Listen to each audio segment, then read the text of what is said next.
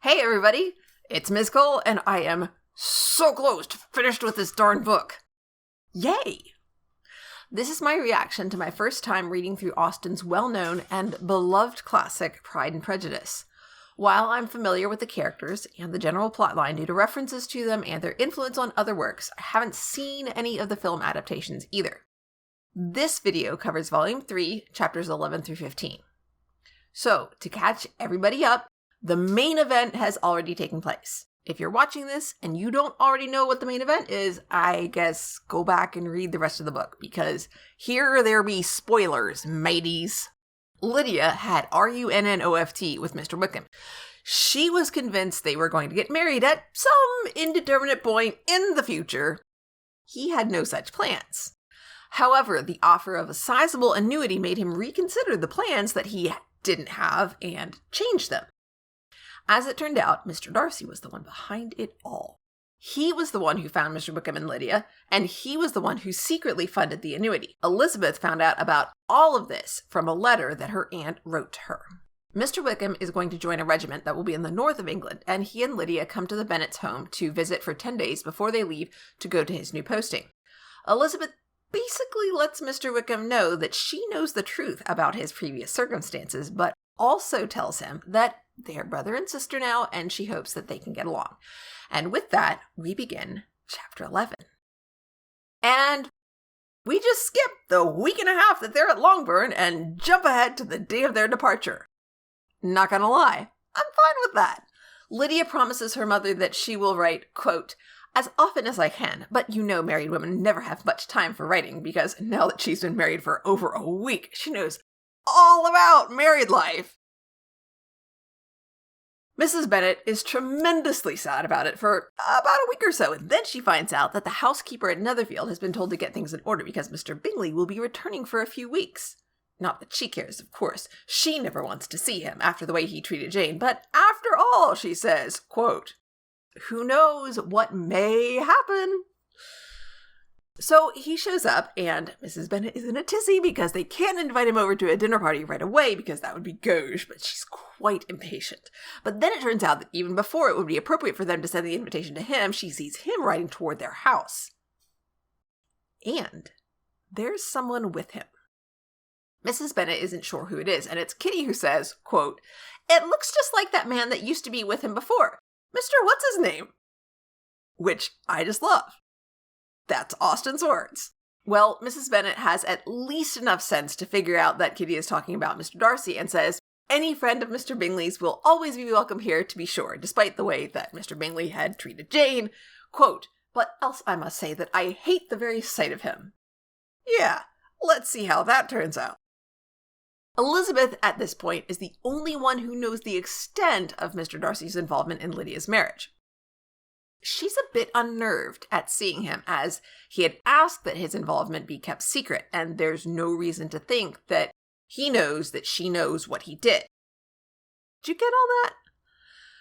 Ooh, and apparently she believes that he isn't just chilling with his bro, he is, quote, voluntarily seeking her again. Bit stuck on yourself there, my dear. So the guys come in and blah, blah, blah. They're all polite to each other. Elizabeth asks Mr. Bingley how long he's staying, and he says a few weeks. And then Mrs. Bennet tells Mr. Bingley that if he runs out of birds to shoot at Netherfield, he's welcome to come shoot at Longbourn. This makes Elizabeth miserably humiliated, quote, at such unnecessary, such officious attention. Clearly, it would be so much better if they all just sat there and stared at their own knees in silence for a solid hour and then politely said their goodbyes. However, such is not the case, and Elizabeth is at least a touch mollified when she notices Jane and Mr. Bingley noticing each other. As the visit draws to a close, Mrs. Bennet invites Mr. Bingley to come and dine at Longbourn because now that they've come to visit of their own account, I guess the Bennets don't have to wait to extend a further invitation. And she reminds him that he said he was going to have dinner with them back before he left, and he didn't. That makes Mr. Bingley squirm a bit, which he should, but unfortunately Austen doesn't tell us about how Mr. Darcy reacts, because, let's be honest, He's the one who really should be feeling bad about manipulating his friend and hurting both him and sweet, innocent, angelic Saint frickin' Jane. You were wrong, Mr. Darcy, and you haven't even admitted it, let alone apologized for it, and you should feel bad. Mr. Darcy is a selfish, egotistical, privileged, entitled lout. He should be ashamed of his behavior. Chapter 12. Elizabeth goes outside to pace around and mope about the fact that Mr. Darcy didn't talk to her at all. Ugh. Fortunately, Jane emerges soon after and seems relieved that the visit went well and is confident that she and Mr. Bingley can be pleasant acquaintances. Elizabeth is like, okay. When they show up to the dinner party on Tuesday, all it takes is a smile from Jane and Mr. Bingley goes right over to her. But Mr. Darcy does not do the same for Elizabeth, though in fairness, Austen doesn't tell us whether or not Elizabeth smiles at him. But she mopes about all evening as a result until well after dinner when Jane is making tea and Elizabeth is pouring coffee, and eventually Mr. Darcy comes to have his coffee cup filled. She asks about his sister. He answers, and then he stands there in silence. And then when someone else asks her something, he walks away. After the guests have all left, Jane says to Elizabeth that she very much enjoyed the dinner party. When Elizabeth smiles in reply, Jane insists that she isn't still in love with Mr. Bingley and wonders why nobody will believe her. Ooh, and we're already on to chapter 13.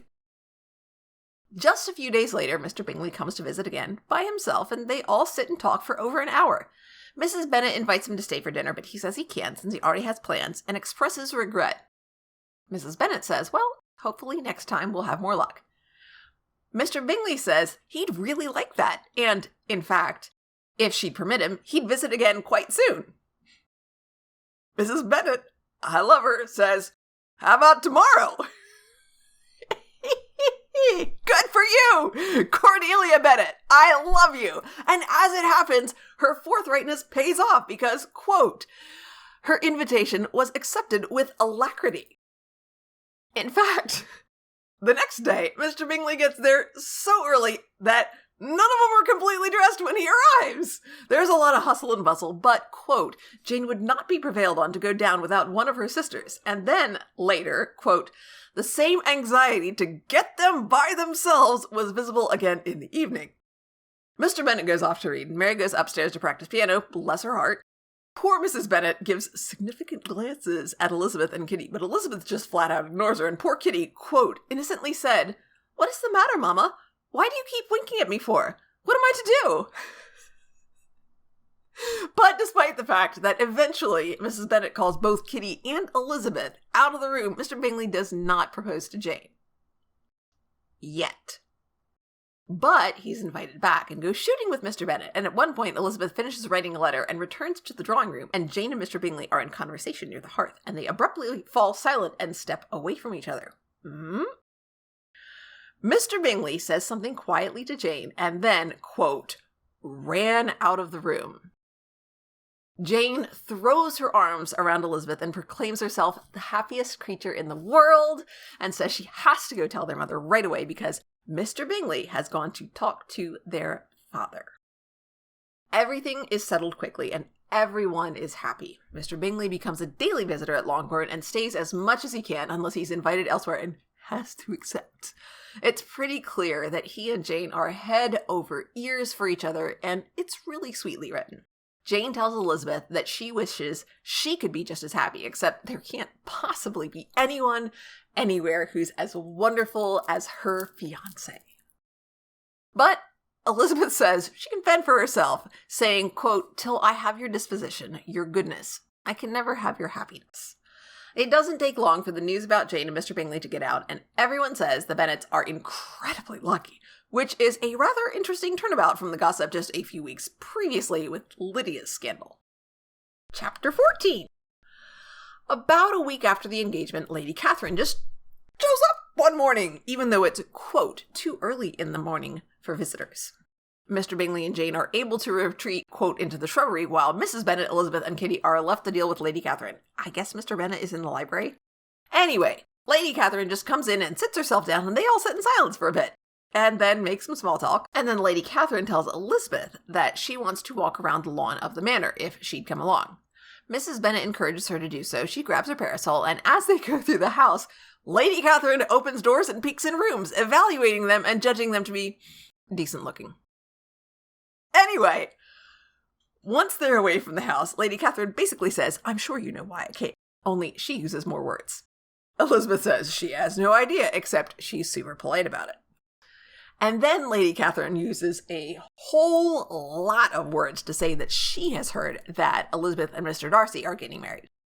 And basically, she demands to know how Elizabeth feels about Mr. Darcy, which Elizabeth has the cheek to refuse to divulge.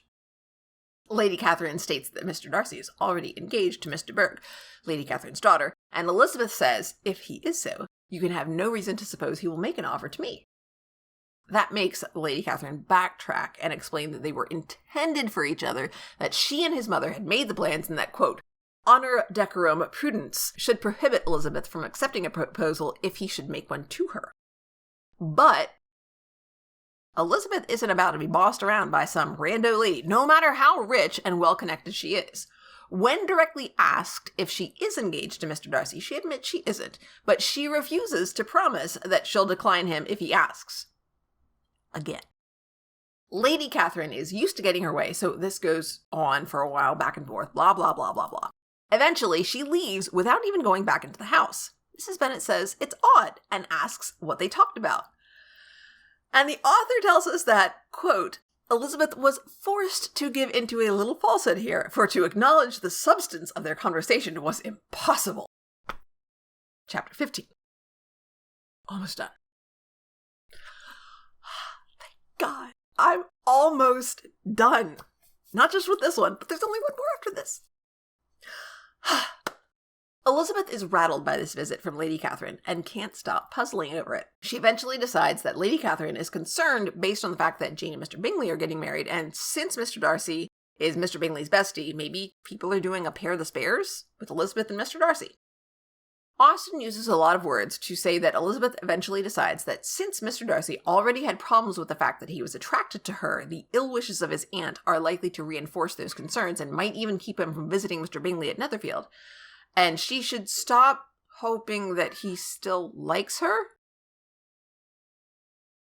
I still don't understand why she's attracted to him. He's not the least bit interesting or enjoyable to be around. Gratitude and attraction are not the same thing. And before that, it was even worse. The only thing that seemed to lead to her affection for him was her guilt that he wasn't quite as much of a jerk as Mr. Wickham had made him out to be. He still did get between Mr. Bingley and Jane because of his animosity toward their family. Like, seriously, Jane, a gold digger? Ugh. Anyway, the next day, Mr. Bennet tells Elizabeth that he's gotten a letter that mentions her, and as a result, he wants her to know about it, which is decent of him. Anyway, it's from Mr. Collins, who apparently heard from his in-laws about not only Jane's marriage to Mr. Bingley, but about a forthcoming announcement about Elizabeth and Mr. Darcy. Mr. Collins passed on his congratulations to Lady Catherine, who he rates, quote, immediately expressed what she felt on the occasion. Also, there's a bit where he chides Mr. Bennet about allowing Mr. Wickham and Lydia to come visit them when everybody knows they had been living in sin. Mr. Bennet seems upset about this, which, of course, is amusing given the fact that he'd been against having them come visit in the first place, but whatever. Also, apparently, Charlotte is going to have a baby. Mr. Bennet finds it highly amusing that people are pairing up the two of them, given her, quote, pointed dislike, and also, quote, his perfect indifference.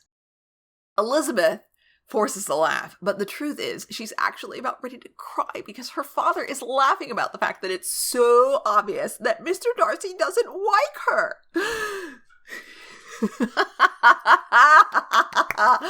Oh, it's so sad. Now, we're apparently supposed to believe that Elizabeth is close to her father, but at the same time that she can't bring herself to open up about her attraction to Mr. Darcy. In fact, we're told that she had never been more at a loss to make her feelings appear what they were not. So she's deliberately trying to deceive him, to make him think that she still thinks that Mr. Darcy is a jerk. which he is.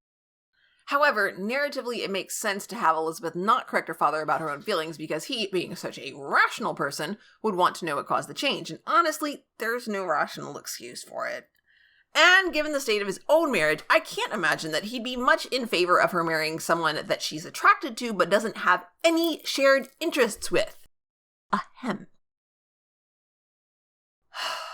And that is the end of this chapter and this section. And I've only got one more, and then, thank goodness, I'm done.